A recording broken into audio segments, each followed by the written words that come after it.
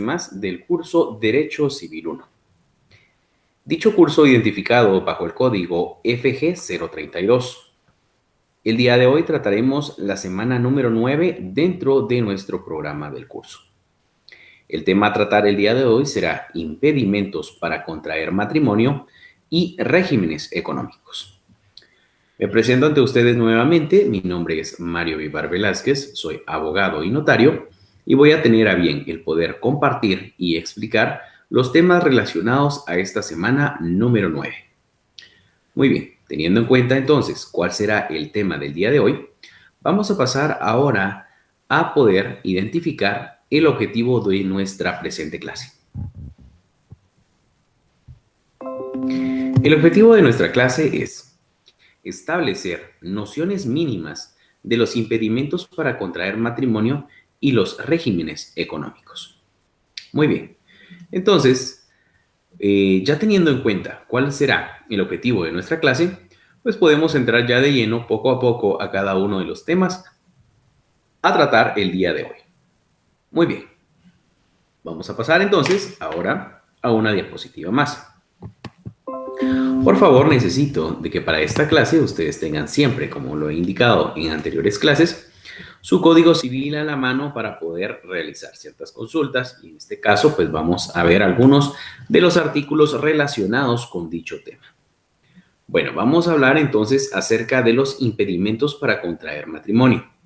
Recordemos que en clases anteriores pues ya tratamos acerca de lo que es el matrimonio, los requisitos legales, quienes pueden celebrar un matrimonio y asimismo pues algunos matrimonios especiales. Ahora, repito, vamos a hablar un poco acerca de los impedimentos para contraer matrimonio. Dentro de dichos impedimentos vamos a tener tres tipos de impedimentos.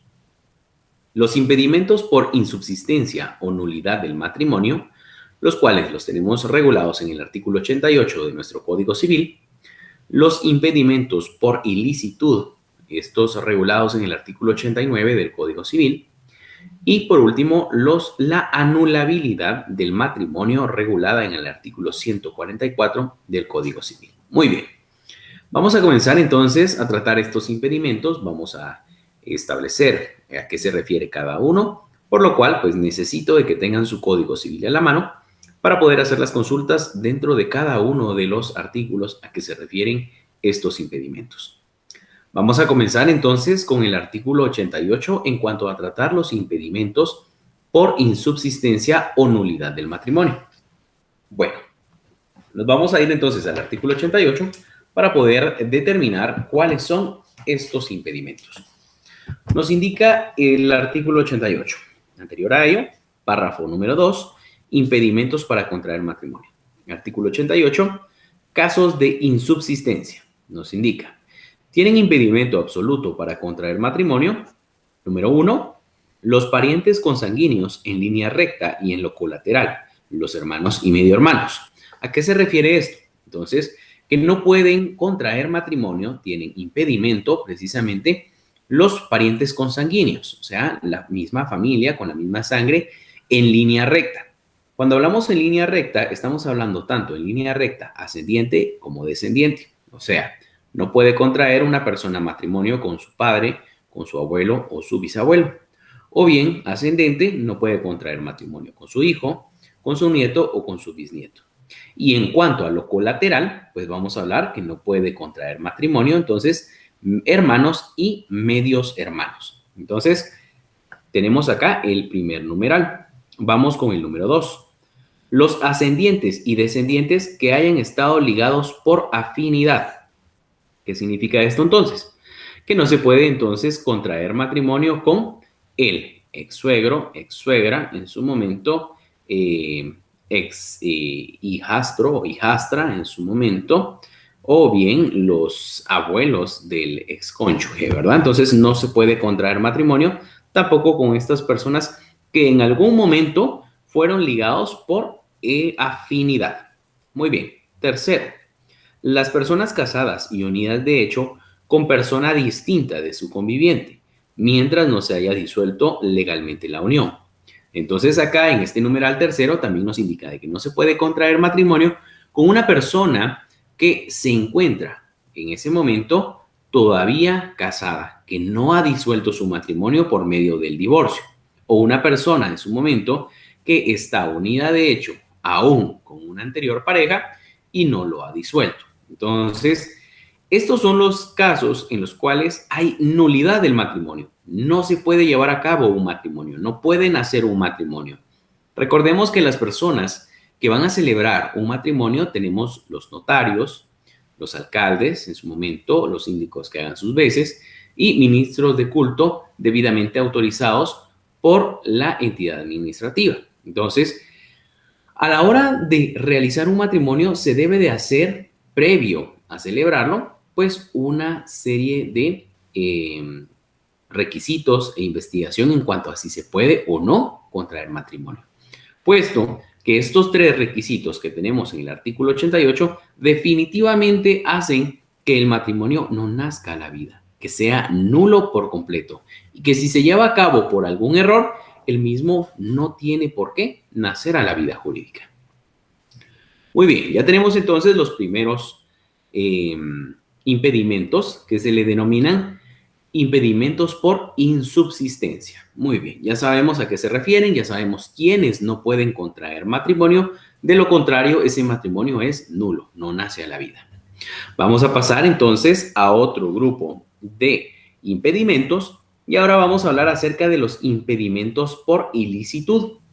Estos los vamos a encontrar regulados en el artículo 89 siempre de nuestro Código Civil. Nos indica entonces este artículo 89 del Código Civil lo siguiente. Ilicitud del matrimonio. No podrá ser autorizado el matrimonio. Acá nos indica entonces, no podrá ser autorizado. Es muy parecido a los primeros y nos indica lo siguiente. Número 1. Del menor de 18 años sin el consentimiento expreso de sus padres o el tutor. Actualmente esto ya no es aplicable, puesto que definitivamente de entrada ya no es permitido el matrimonio entre menores de edad, únicamente mayores de 18 años, por lo cual este numeral primero pues ya no tiene vigencia. Numeral segundo, del varón menor de 16 años o de la mujer menor de 14 años cumplidos, salvo que antes de esa edad hubiere concebido la mujer y presten su consentimiento a las personas que ejerzan patria, potestad o tutela. Tampoco es aplicable actualmente, puesto que, repito, no puede contraerse matrimonio entre menores de edad. El numeral tercero está derogado por el decreto 27-2010 y nos saltamos hasta el numeral cuarto. El numeral cuarto nos indica lo siguiente. Del tutor o del protutor o de sus descendientes con la persona que esté bajo su tutela o protutela. Muy bien, ¿a qué se refiere esto? ¿Cómo podemos entenderlo? Lo primero que tenemos que hacer es poder entender un poco acerca de la institución jurídica de la tutela. Cuando hablamos nosotros de la tutela, significa de que ¿para qué es la tutela? La tutela es una institución dentro del derecho civil que nos sirve para poder representar a un menor o incapaz que no tiene en su momento quien lo represente como lo son sus padres. Entonces, se le va a establecer un tutor por medio de un juez. Tanto puede ser en su momento un familiar o algún representante de una institución. Dentro de la figura de la tutela vamos a tener a tres personas. Vamos a tener al tutor, que es la persona que está encargada de los cuidados del menor de edad o bien de un incapaz. Tenemos al protutor. El protutor es la persona en su momento de que va a fiscalizar el ejercicio de la representación del tutor. Él va a fiscalizar que cuide bien del menor, que cuide bien del incapaz, que haga una buena administración de sus bienes. Ese es el objeto del protutor. Y por otro lado tenemos al pupilo. ¿Y quién es el pupilo? El pupilo es ese menor de edad o ese incapaz civilmente que está siendo cuidado. Entonces, muy bien, ya tenemos para qué es la tutela, quiénes intervienen en la tutela. Ahora sí podemos nuevamente interpretar este numeral cuarto. Indica del tutor y el protutor, ya sabemos quiénes son ellos. o de sus descendientes, o sea, o sus hijos, con la persona que esté bajo su tutela o protutela. Entonces nos indica de que no puede contraer matrimonio el tutor con el pupilo, o bien el protutor con el pupilo. No puede contraer matrimonio. Asimismo, los ascendientes, o sea, los hijos, tanto del tutor como del protutor, tampoco pueden contraer matrimonio con el pupilo. Entonces, ahí tenemos nosotros esa prohibición. No se puede contraer matrimonio. Muy bien. Quinto, del tutor o del protutor o de sus descendientes con la persona que haya estado bajo su tutela o protutela. Aquí viene una excepción entonces. Sino después de aprobadas y canceladas las cuentas de su administración. De entradita en el numeral cuarto nos dice que es prohibido el poder contraer matrimonio, tutor, protutor con el pupilo, o bien los ascendientes, o sea, los hijos del tutor y el protutor. Pero en este numeral quinto nos da una salida. Nos indica de que el tutor y el protutor o sus descendientes no pueden contraer matrimonio. Nuevamente nos dice con el pupilo, pero nos dice sino después de aprobadas y canceladas las cuentas de su administración. Recordemos de que un tutor o un protutor lo que van a hacer es representar a un menor o incapaz, van a administrar sus bienes y lo van a representar judicialmente. Entonces, vamos a tener acá de que de esa administración de bienes, en su momento, si es que ya se aprobaron las cuentas, o sea, que ya se dio en su momento un informe en el cual él no adeuda nada sobre lo que administró del menor de edad, solo en ese caso, solo después de aprobadas esas cuentas, ya puede contraer matrimonio el tutor, el protutor o los descendientes de estos con el pupilo. Entonces, en un inicio no se puede, pero si son aprobadas las cuentas de la administración, ya se dejó todo claro, ese pupilo ya cumplió una mayoría de edad, entonces ahí ya puede contraer matrimonio el tutor o el protutor con el pupilo. Muy bien, numeral sexto. Del que teniendo hijos bajo su patria potestad, no hiciere inventario judicial de los bienes de aquellos, ni garantizar su manejo, salvo que la administración pasare a otra persona. Muy bien, ¿qué pasa entonces acá? Sucede el ejemplo de que una persona posiblemente pues contrajo matrimonio con anterioridad, un primer matrimonio, de ese primer matrimonio pues nace un hijo, resulta de que pues la madre fallece y prácticamente el único que tiene la representación de ese menor es el papá, pero resulta que la mamá le dejó bienes antes de fallecer a su hijo, le dejó casas, le dejó empresas, etcétera. Entonces, quien administra los bienes de ese menor es el padre únicamente. Entonces nos indica este numeral de que el padre no puede contraer matrimonio a menos, como indica acá, de que garantice el manejo de los bienes del menor, que se haga un inventario en su momento o bien se traslade la administración a otra persona.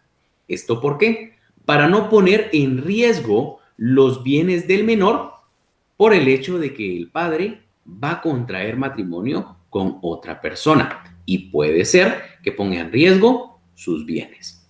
Entonces, por eso es que el numeral sexto nos indica esa prohibición, pero tiene alguna salida, como lo es, repito, el que garantice el manejo de los bienes del menor o bien que pase la administración de los bienes a otra persona. Vamos ahora con el numeral 7, del adoptante con el adoptado. O sea, no puede contraer matrimonio el adoptante con el hijo que fue adoptado, a menos, dice acá, o bien mientras dure la adopción. ¿Qué pasa entonces acá? Resulta que alguien viene y adopta en su momento, pues, una señorita o un joven en su momento y pues se da precisamente el vínculo de la adopción.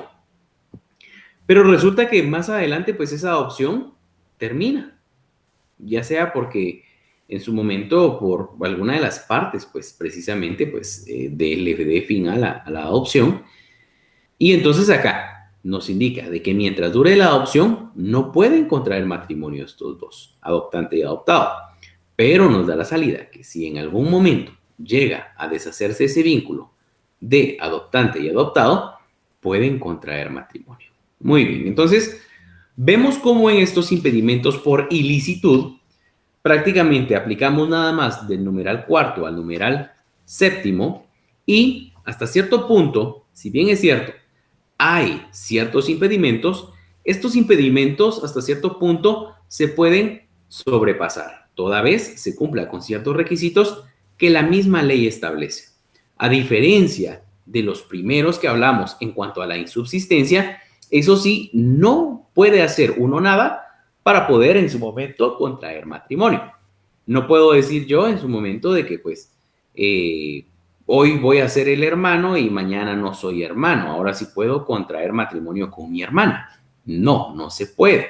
Entonces, en estos segundos, en el caso por ilicitud, está la prohibición expresa. Pero si yo llevo a cabo ciertos requisitos, puedo contraer matrimonio con esa persona. Muy bien. Pasemos ahora a la anulabilidad del matrimonio. Esto es regulado en el artículo 144. El artículo 144 nos establece lo siguiente. Anulabilidad del matrimonio. Es anulable el matrimonio, número 1, cuando uno o ambos cónyuges hayan consentido por error, dolo o coacción. ¿Qué significa esto? Hagamos de caso, se lleva a cabo un matrimonio, pero el mismo se lleva a cabo o una de las personas, uno de los cónyuges da su consentimiento, ya sea por dolo o coacción. Hagamos de caso, tal vez está bajo una amenaza, tal vez viene el cónyuge y le dice, mira, o te casas conmigo o le va a pasar algo a tu familia. Eso precisamente es una coacción, es un dolo de causar algún tipo de daño o bien algún tipo de error. Viene y el error en que puede caer una persona a la hora de contraer matrimonio es en cuanto a que tal vez esta persona pues le dice, sí, no, yo pues soy soltero, en su momento pues nunca he tenido hijos y pues todo bien. Y resulta que eso es mentira. Resulta de que esta persona sí estaba en su momento casada o está casada con otra persona, tiene hijos y precisamente se incurrió en un error de la otra persona, por lo cual dio su consentimiento inicialmente. Entonces, esos matrimonios se pueden anular.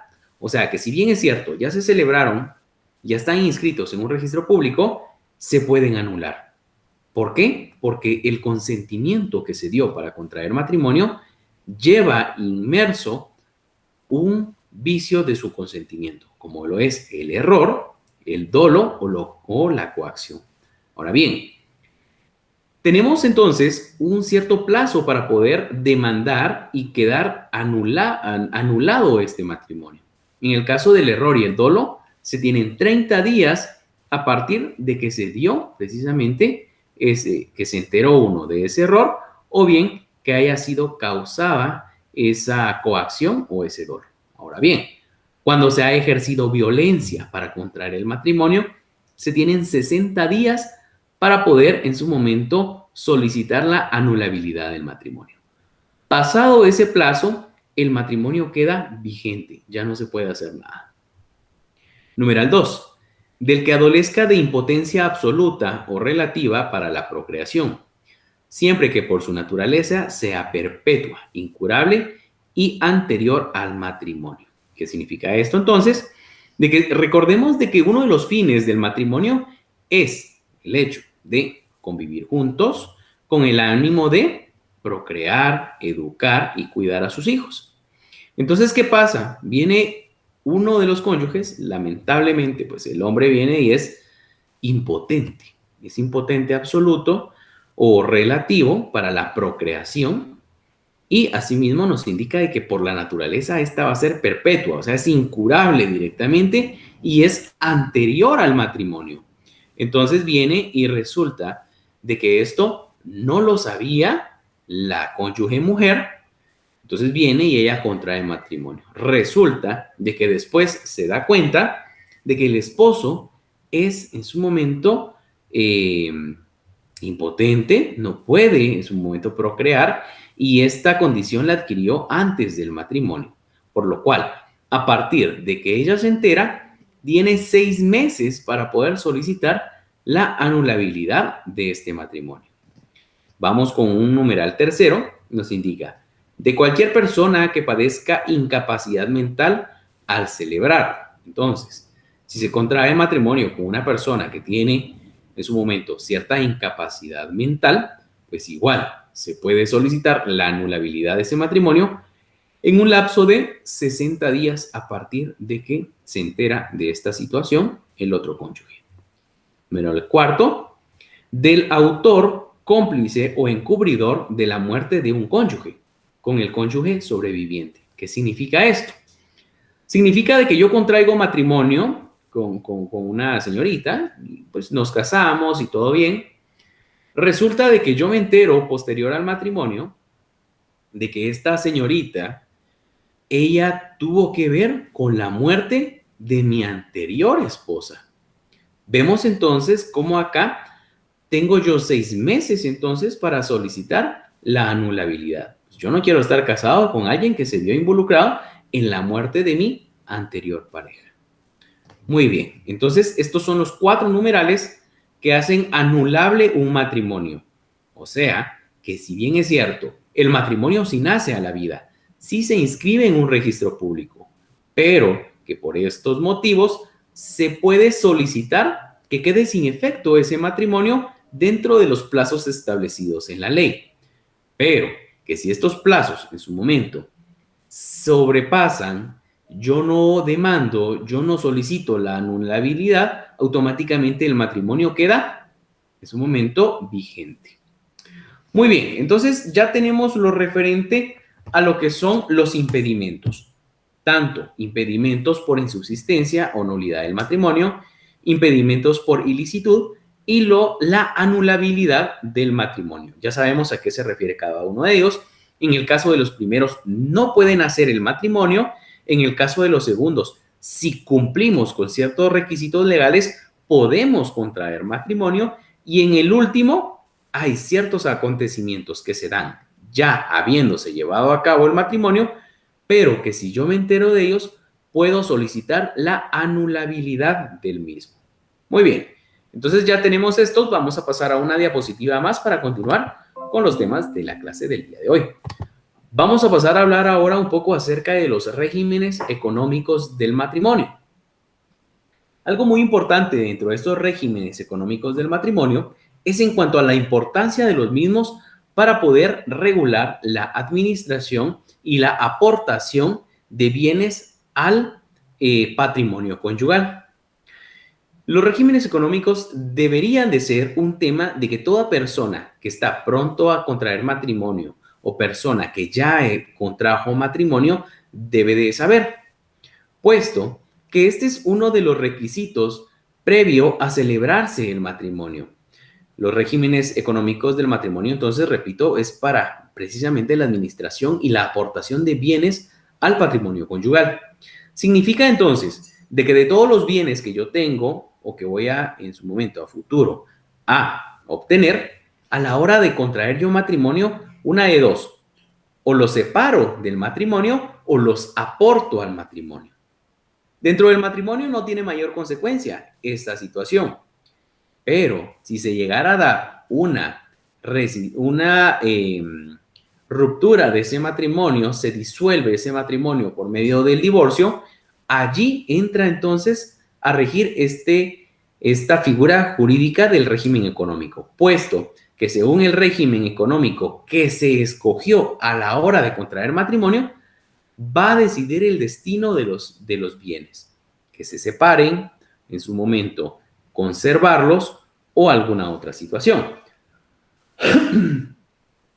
Cuando una persona va a contraer matrimonio, es obligación del notario que lo va a asesorar el de indicarle, primero, explicarle a qué se refieren los regímenes económicos del matrimonio y, asimismo, pues, cuáles son y cuáles puede escoger. Muy bien. Lastimosamente, una mala práctica es que los notarios no dan esta orientación, Los alcaldes y síndicos muchas veces lo ignoran y asimismo, pues también los ministros de culto que están debidamente autorizados para realizar matrimonios civiles, pues también lo ignoran.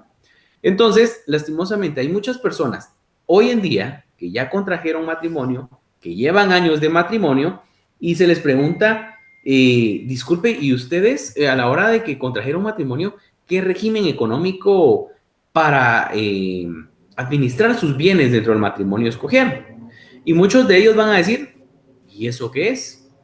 No tengo ni idea de qué es. ¿Y eso en qué me afecta o en qué me beneficia?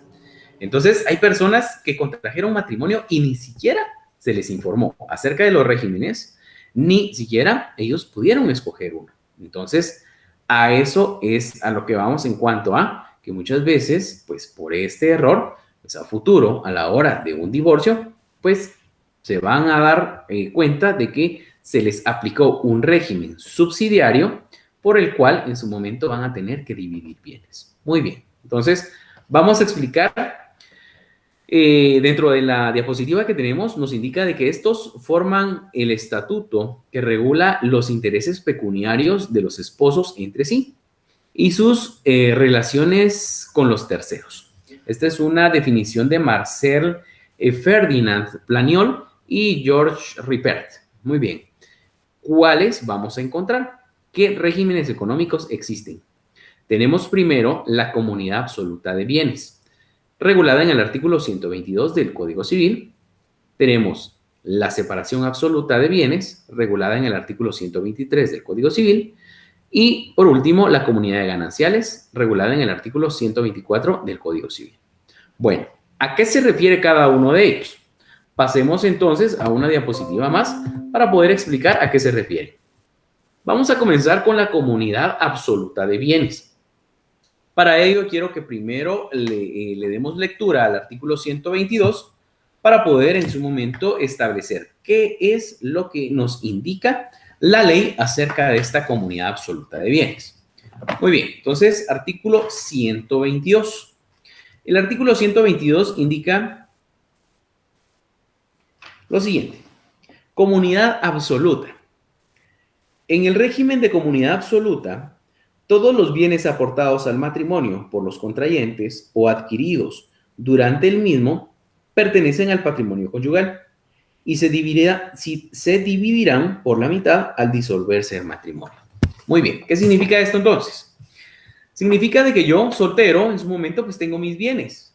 Tengo vehículos, tengo mis cuentas bancarias, tengo pues inmuebles y todo son bienes míos en su momento de forma particular. Pero resulta que yo voy a contraer matrimonio. Y entonces el notario viene y nos indica con mi futura esposa, les digo, miren, pues vamos a realizar el matrimonio, del matrimonio nacen derechos y obligaciones para cada uno de ustedes y en conjunto, pero también asimismo pues se debe de escoger un régimen económico. A esto y esto y esto se refiere cada uno de ellos. Venimos nosotros y decimos, bueno, sí, nos queremos casar bajo el régimen de comunidad absoluta, puesto que yo no le tengo ninguna desconfianza a ella y ella no me tiene ninguna desconfianza a mí, por lo cual mis bienes van a ser de ella y los de ella van a ser míos. Y asimismo, los que adquiramos después dentro del matrimonio, pues también van a ser de ambos. Todo es de los dos. Lo mío es tuyo y lo tuyo es mío. Así. Perfecto, muy bien, excelente, indica el notario. Entonces voy a establecer esto dentro del acta notarial de matrimonio. Y ellos contraen ese matrimonio de esa forma. Entonces, como repito, los bienes anteriores y futuros van a ser aportados al patrimonio conyugal, que si se llegara en un determinado momento a disolver este matrimonio por medio del divorcio, los bienes se van a dividir por la mitad. Tanto los que yo tenía antes de casarme como los que adquirí a la hora de estar casado. Se dividen entonces por la mitad. Muy bien.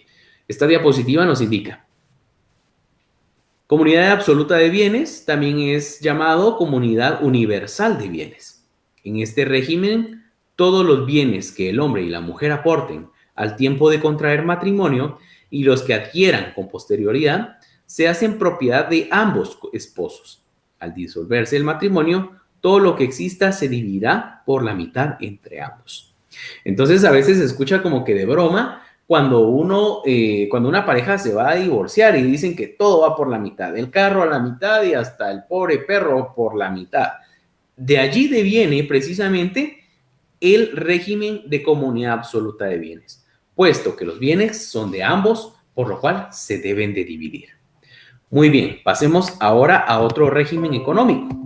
Vamos a pasar ahora al régimen de separación absoluta de bienes, regulado en el artículo 123 de nuestro Código Civil. ¿A qué se refiere este? Siempre con nuestro código vamos a darle lectura y nos indica lo siguiente. Artículo 123. Separación absoluta de bienes. En el régimen de separación absoluta, cada cónyuge conserva la propiedad y administración de los bienes que le pertenecen y será dueño exclusivo de los frutos, productos y accesiones de los mismos. Serán también propios de cada uno de los cónyuges los salarios, sueldos, emolumentos y ganancias que obtuviere por servicio personal o por el ejercicio del comercio o industria. Muy bien, vemos entonces que este es lo contrario de la comunidad absoluta. Vemos que en la comunidad absoluta nos indicaba de que los bienes iban a ser por igual de ambos cónyuges, tanto los anteriores al matrimonio como los futuros dentro del matrimonio. Pero en este caso de separación absoluta nos dice todo lo contrario. Acá, pues, lo mío es mío y lo tuyo es tuyo. O sea, de que los bienes que yo tengo con anterioridad al matrimonio van a ser míos. Y los bienes que voy a adquirir en su momento dentro del matrimonio también van a ser míos. A eso se refiere entonces directamente de que cada uno conserva la administración de sus propios bienes. A la hora de existir una separación o un divorcio, cada uno de ellos los va a conservar como siempre lo ha sido. No se tiene que dividir por la mitad nada. Hay una excepción, pero ya la vamos a ver. Nos indica esta diapositiva lo siguiente.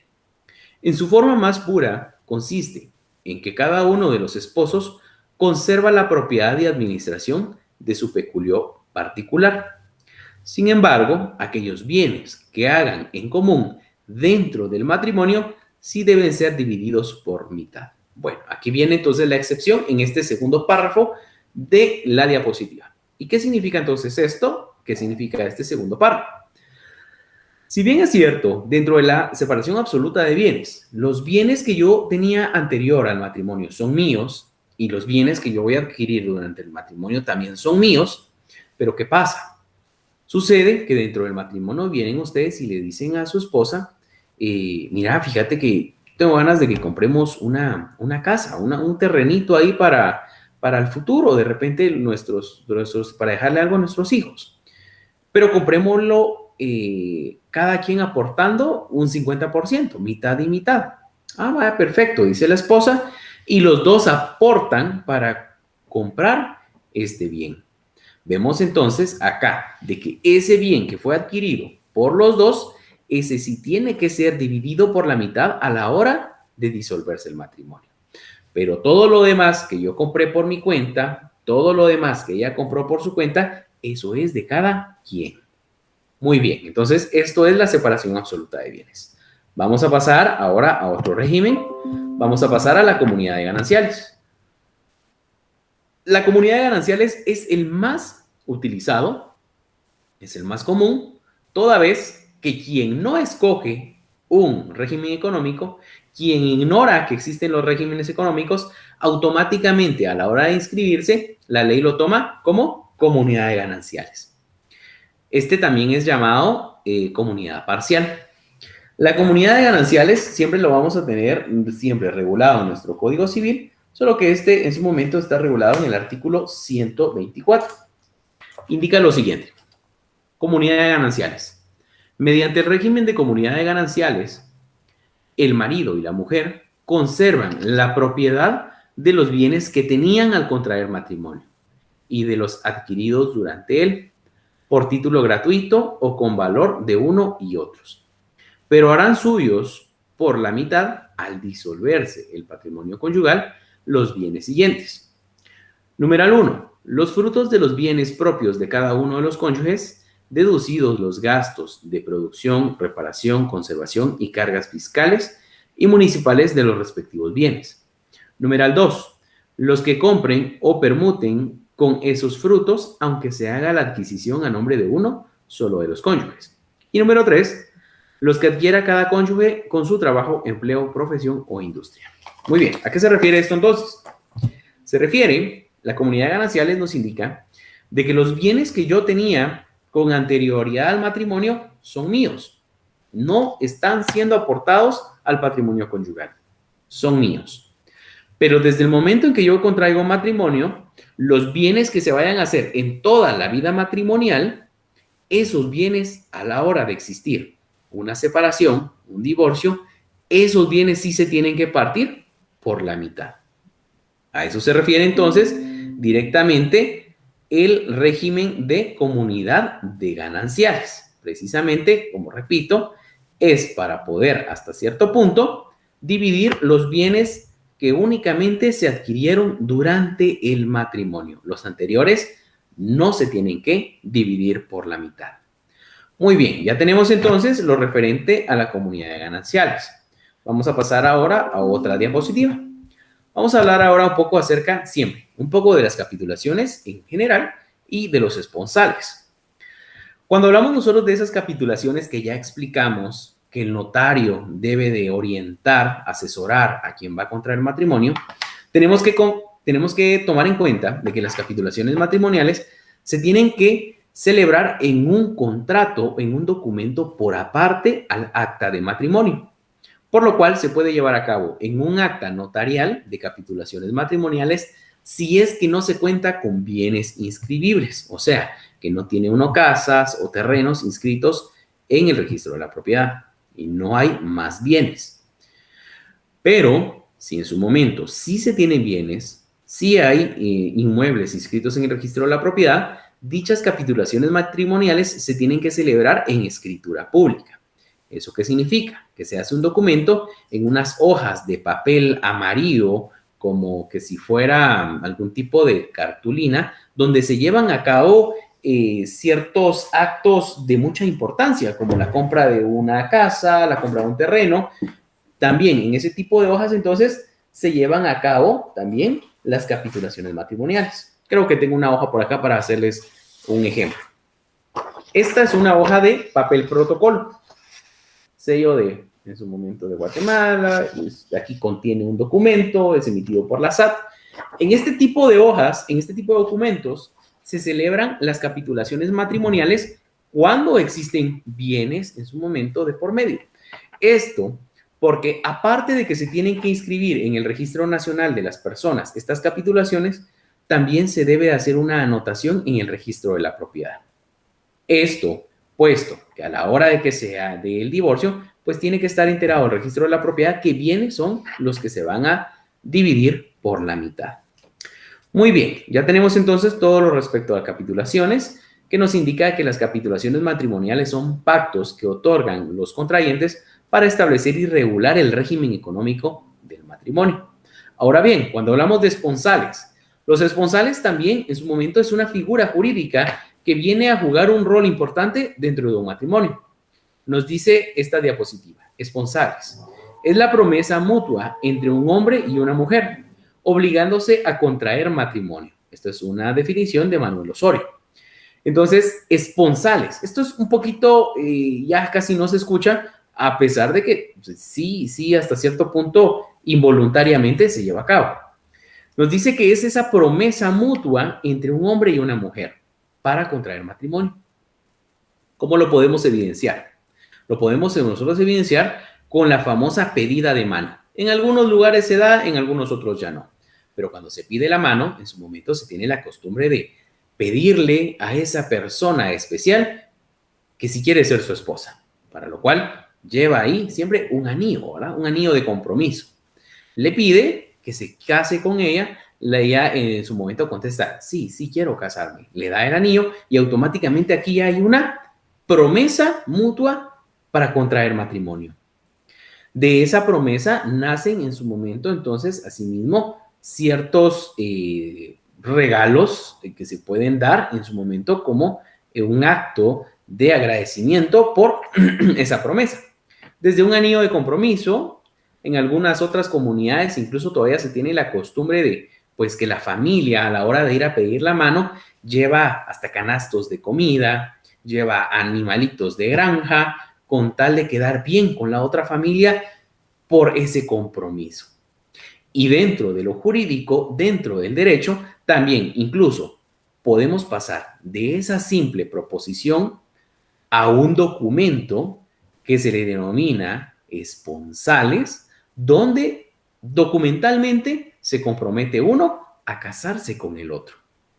Ahora bien, si bien es cierto, hay una promesa, si llegara a darse el caso en el cual no se casan estas personas, nos indica en la ley que no es obligatorio devolver los regalos que se dieron por dicha promesa.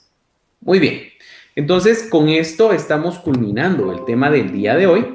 No, todavía, perdón, voy a dar rapidito, tenemos aquí una diapositiva más en cuanto a capitulaciones matrimoniales, que son solo situaciones generales que ya explicamos. En cuanto a que las capitulaciones matrimoniales son obligatorias en ciertos casos, como lo es cuando se contrae matrimonio con una persona extranjera, es obligado celebrar capitulaciones matrimoniales. En el caso en el cual los cónyuges tienen ciertos bienes, también es obligación. También nos indica de que su declaración e inscripción en el registro civil, lo que habíamos indicado, las capitulaciones matrimoniales deben ser inscritas al mismo momento en el que se inscribe el acta de matrimonio.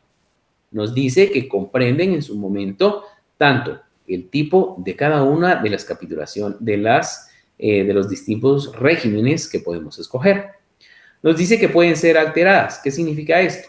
De que si yo me casé y escogí un cierto régimen, yo, posterior a ello, 1, 2, 3 años, si es mi deseo, puedo cambiar ese régimen. Puedo cambiar, si me inscribieron por comunidad de gananciales, pues puedo pasar a separación y puedo hacerlo cuantas veces yo necesite dentro de un mismo matrimonio. Muy bien, pasemos a las preguntas. Las preguntas son las siguientes. Pregunta número 1. Indique un impedimento para contraer matrimonio por insubsistencia.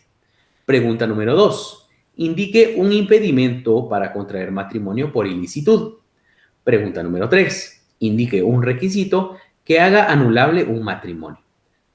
Pregunta número 4. Indique cuáles son los regímenes económicos que rigen el matrimonio. Y por último, pregunta número 5. Defina qué son los esponsales. Muy bien, para mí fue un gusto haber compartido una clase más con ustedes. Desde ya les deseo éxitos dentro de las clases que van a tener el día de hoy y que tengan ustedes un feliz día.